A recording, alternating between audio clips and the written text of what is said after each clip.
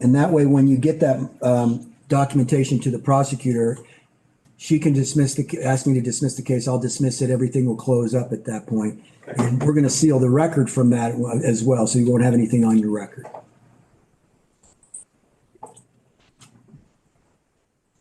All right. I'll send you out front. Clerks will collect that $30 from you, give you that new court date. We give you a court date. It'll be Zoom eligible, meaning that you could come if you had to, for some reason, if you didn't get things done on time and you had to come back, you could come by Zoom video if you needed to, or you can come in person. Okay. All right. Thank you, Mr. Cross.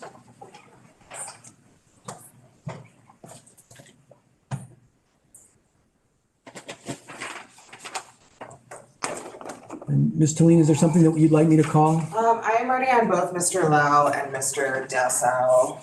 Let's call Mr. Deso first. He's got a number of cases. And whenever you're ready, Ms. Talene. So Your Honor, I was able to speak with him for the first time this morning. There are some people that I want to talk to, and I would also like to potentially talk to the city attorney about this case. So I'm asking to set this over for my normal public defender day, which is September 9th, next month. Any objection to that, either Ms. Keller or Ms. Reifenberg? No objection, Your Honor. Okay. So we'll reset all four of Mr. Deso's cases for September 9th at 9:30.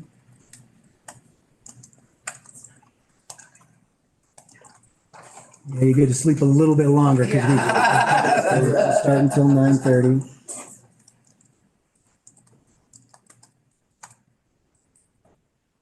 And do we want to send him out to front to get Yes. that? Okay, so I'll send you right out front to get your setting notice, and then we'll see you on that date. And just for the record, I am appointing Ms. Talene to represent Mr. Deso in all four of those cases. Thank you, Your Honor. Have a great morning. You do the same, sir. Take care. And then I'm ready on Mr. Yeah, just Lau. right out front, they'll give you that setting notice right out there to the right. Thank you. Let me finish with the paperwork here.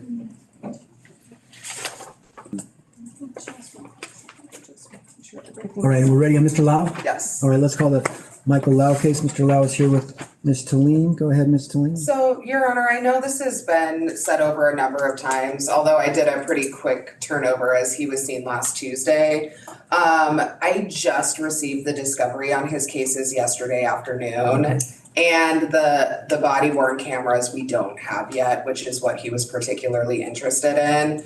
So I'm asking to set this over for September 9th as well. I think we can get everything accomplished in that amount of time. I think I jumped the gun a little bit asking for a week. I should have asked for longer. So that's my fault. I apologize. That's okay. Sometimes we're ambitious and that's get us in trouble, but we'll reset the case for September 9th at 9:30. Mr. Lau, we'll send you out front. They'll give you that new setting notice and we'll see you on the 9th of September. Thank you, Your Honor. All right, have a good day. And then I'm just gonna chat with Ms. Clingerman real quick. Thank you. You're welcome. I'll tell you. Okay. Thank you. All right, I'm going to find that you qualify for the public defender. Just to add something to the record, I've actually been appointed on Miss Dean's cases through the state. Right, you had mentioned that when you walked out, so I assume So that they've Miss already Dean, done we that. haven't met yet, but I'm gonna be your attorney on your state court cases as well. So since the state has determined that she qualifies for a public defender, I think that would go in her favor as well. And since you haven't met, I believe that Mr. Dean goes by he or him pronouns. Is that correct, Mr. Dean? Yes, sir. Okay, so, Okay. and that's not Good to obviously know. your fault. I wanted to make sure. Yeah, you good were to know, aware of that. Mr. Dean. Thank We'll you. try to keep that Yeah. straight for us for all the gender pronouns. But, so I'm going to go ahead and appoint a public defender on both of these cases. So do you have anyone else? Have you already spoken to Ms. Clingerman? Yes. So we'll call Ms. Clingerman's case now. And then when Ms. Talene is done, we're going to move you to a breakout room where you can have a conversation with Ms. Talene. And then she can have a conversation with the prosecutors as well, if that's how you all decide to proceed.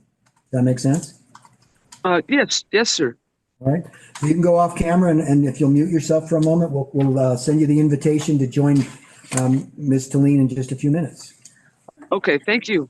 You're welcome. There's Miss Clingerman's. Those are the ones that I think are assigned to Miss Talene, but I think this is a new case that originally she was supposed to come in for August 29th I see. for arraignment. So I Okay. just saw that was I open. appreciate that. Okay, so Ms. Talene, Ms. Clingerman's now come forward, so she is here.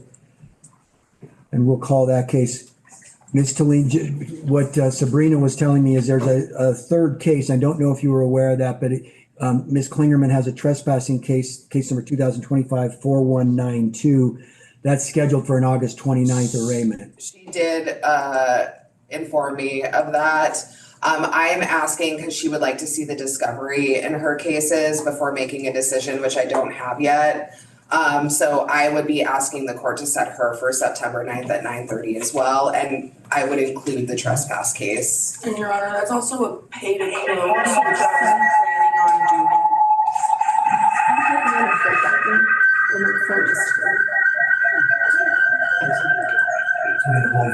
As soon as Sabrina gets out of the courtroom, you won't have that feedback. Yeah.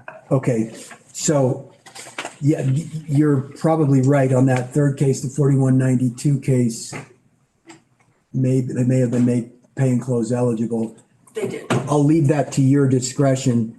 If you decide to pay it and close it, that's fine. You're not required to do that. But if you decide that's how you want to proceed with that, then when we see you on September 9th, it'll just be for the other two. And the officer did make that a $50 pay and close, so we'll honor that amount if you decide to do it that way. I am going to appoint the public defender on all three cases in the chance that you decide you don't want to do the pay and close option and you want to come back and have all three cases be addressed between you and the prosecutor's office. Okay? But no pleas will enter today. We'll reset each case for September 9th at 9:30. And I'm going to send you out front, Ms. Clingerman, to get those setting notices.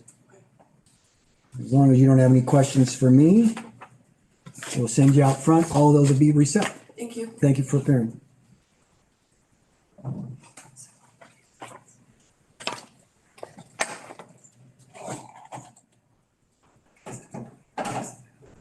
And then, Nick, we can send the invitation to Miss Dean to join that breakout room with Miss Talene. Looks like you've got it set up, Sabrina. Okay. So, Miss Talene, you are now set up in a private office for the conversation with Thank you. Mr. Dean. Thank you. I appreciate that. The attorney number 4 office. That's fine. Thank you. And Mr. Cross came back in the courtroom. Perhaps he's got something else he wants to address with the court. Your Honor, Mr. Cross has now acquired the voice and sight tag. Oh, okay. Incredible speed. So he can address his cases now, since he has gotten a voice and sight tag for both of his dogs, Maggie and Lincoln. We are moving to dismiss. Okay, good. Do we still have the face sheet for Mr. Cross? It was probably given to you and you may have already even uploaded it. I don't know, but we could amend that. If it's been uploaded, yeah, I'll make an oral record here since we've got the face sheet that's already been uploaded. We can leave it. But for your purposes, Ms. Keller, you're going to follow through with a written motion to dismiss, correct? All right, so I'm going to orally grant the motion to dismiss, and then do we have a good email address for you, Mr. Cross? Yes. You'll get a copy of that order dismissing the case. Did you already pay the $30 fee out front? No, I was in line when. Okay, so if you pop back in line, pay that $30 fee, we're going to dismiss it. Look for the order in the next day or two. It should be a pretty quick process. All right, great. All right, thank you for appearing, sir.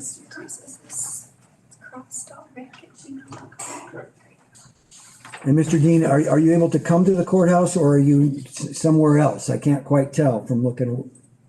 I should be able to get there. I should be able to arrange a way to be there in person on September 9th. Okay, I'm going to allow you to appear by Zoom video if you need to. I think it's always better for communication reasons for people to be here in person on criminal charges. I was gonna say, it's easier for me to talk in person, Yeah. so if you can get here, that would be preferable. Much prefer to have you here. It's better for you in my mind. For sure, I will try, sir. Okay. All right.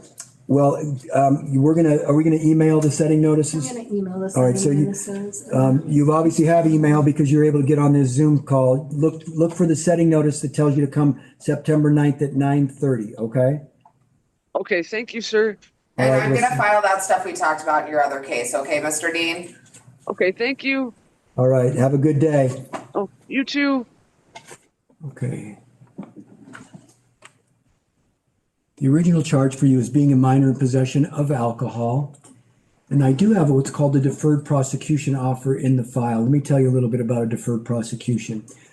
You're not required to plead guilty to anything. The case would stay open for 6 months. If you wanted to agree to this, it's been offered by the prosecutors, you'd be agreeing to take on an alcohol class that is determined by our probation officer.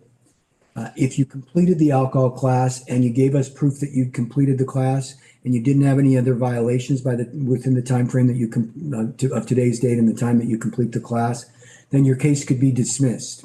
You'd end up with nothing on your record because we automatically sealed records in our court when someone earns a dismissal, but you would have the class to complete. There's a $100 fee associated with the deferred prosecution. That's to offset our costs in monitoring the file and securing the ultimate dismissal and sealing of your record for you. So there is that option available to you.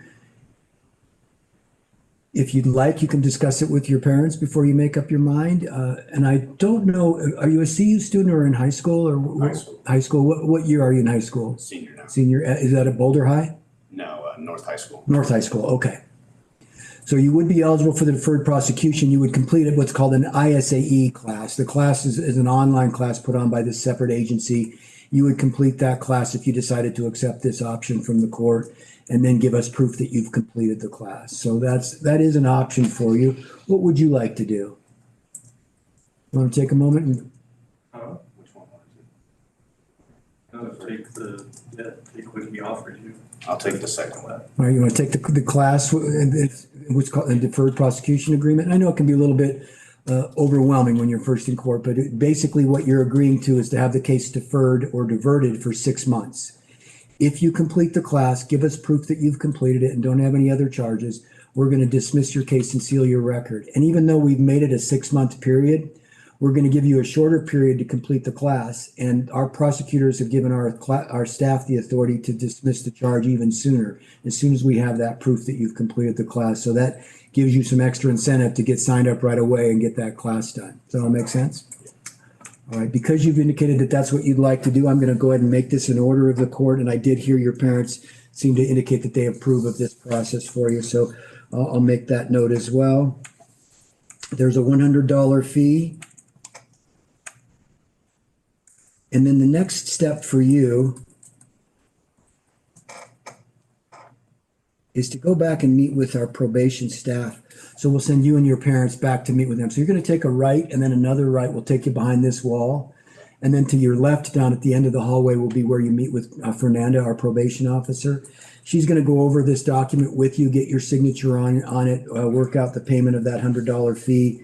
And then she's going to give you a deadline by which you have to have that class completed and the certificate back to her. Okay. She'll also be your point of contact. She's the one that's going to actually seal your record or file the request to have your record sealed once you've completed the class.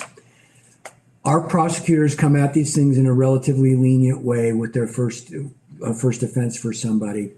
My concern is someone comes to court and they realize, oh, that wasn't nearly as bad as I was thinking. I thought all this would happen and I didn't have the consequence that I was expecting.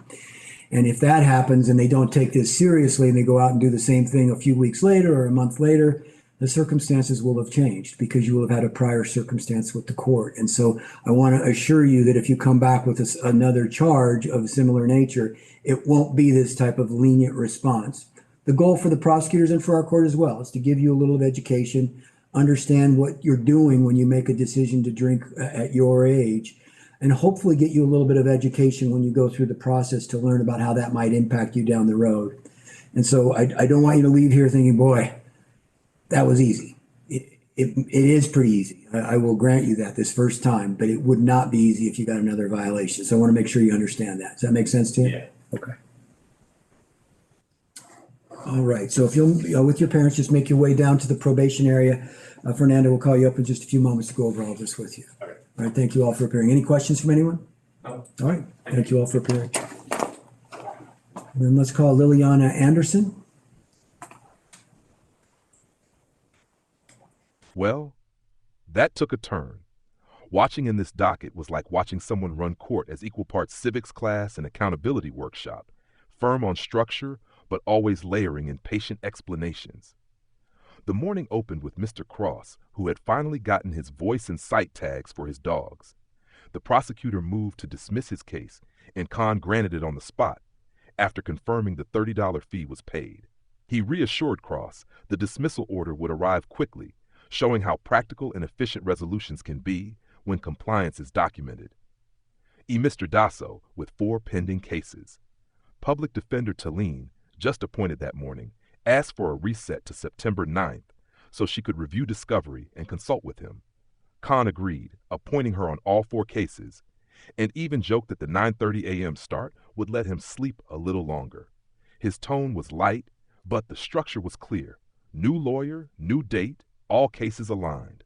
Next, Ash, also with Talene. She explained discovery had just arrived and body cam footage was missing, critical to his defense.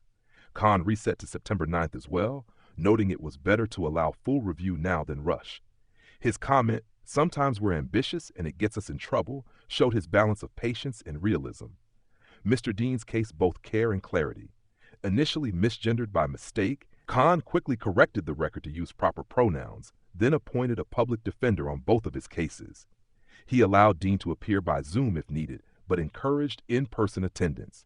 "It's better for you in my mind." The exchange reflected his insistence on respect and communication. Miss Clingerman followed Aces, including a trespass citation eligible for a $50 pay and close. Talene, again appointed, asked for more time so Clingerman could review discovery before deciding. Cahn reset all matters to September 9th, leaving the option of paying off the trespass ticket, but ensuring public defense covered everything if she chose otherwise. His tone was flexible but clear. No pleas today, just preparation.